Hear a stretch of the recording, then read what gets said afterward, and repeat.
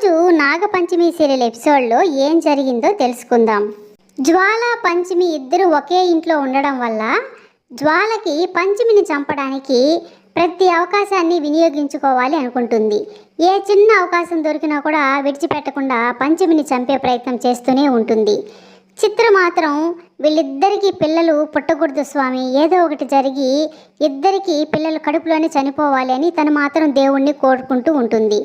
అందులో భాగంగానే ఎప్పుడూ పూజ గదిలోకి వెళ్ళి పూజ కూడా చెయ్యని చిత్ర అదే పనిగా కూర్చొని పూజ చేస్తూ, స్వామి నాకేమో ఒక్క బిడ్డనే ఇచ్చావు, ఇంకొక బిడ్డని ఇమ్మంటే కూడా ఇవ్వడం లేదు, కానీ వాళ్ళిద్దరికీ ఒకేసారి తల్లుల్ని చేశావు స్వామి, వాళ్ళకైతే పిల్లలు పుట్టకుండా చెయ్యి స్వామి అని వేడుకుంటూ ఉంటుంది.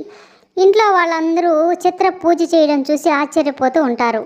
ఇంట్లో వాళ్ళందరూ చిత్రని అడుగుతూ ఉంటారు, ఏం చిత్ర నీకు పూజ చేయడం ఎప్పటి నుంచి అలవాటైంది, నీకు అంత భక్తి ఎప్పుడు వచ్చింది, ఎలా వచ్చింది అని అడుగుతూ ఉంటే, అదేం లేదక్క, మీ ఇద్దరు తల్లులు కాబోతున్నారు కదా, మీకు మంచి బిడ్డలు పుట్టాలని పూజ చేశానక్క అని, పాయసం కూడా చేశానక్క అని వెళ్ళి పాయసం తీసుకొచ్చి జ్వాలకిచ్చి అందరికీ ఇమ్మని చెప్పడంతో జ్వాల అందరికీ పాయసం ఇస్తుంది. కానీ పంచమి మాత్రం భయపడిపోయి, అసలు జ్వాలను చూస్తేనే భయపడిపోయి మోక్ష వెనకాల దాంకునేస్తుంది.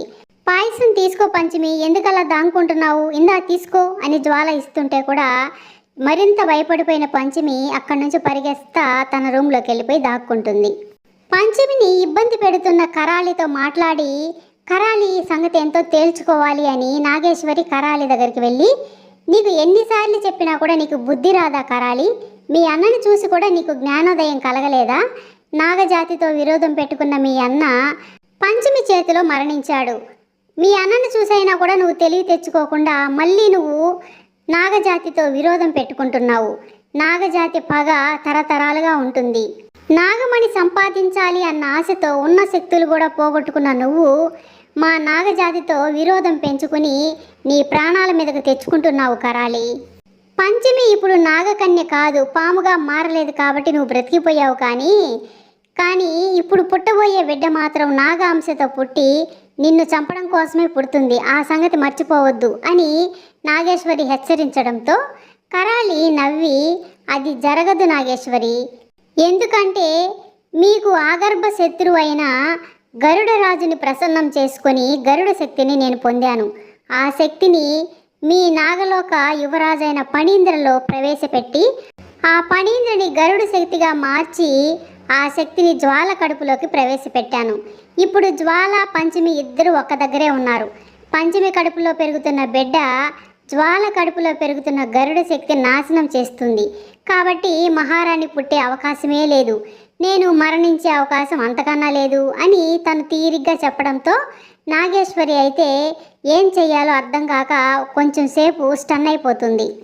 నువ్వు బ్రతికి ఉండడం వల్లే పంచమికి ఇన్ని కష్టాలు, నిన్నిప్పుడే చంపేస్తానుండని నాగేశ్వరి పాముగా మారి కరాళి మీదకి విషాన్ని చిమ్మడంతో కరాళి తన మాయతో ఆ విషాన్ని తన మీద పడకుండా అడ్డుకుంటుంది. ఇక కరాళిని చంపే ప్రయత్నం అప్పటితో మానుకుని తను అక్కడి నుంచి వచ్చేస్తుంది.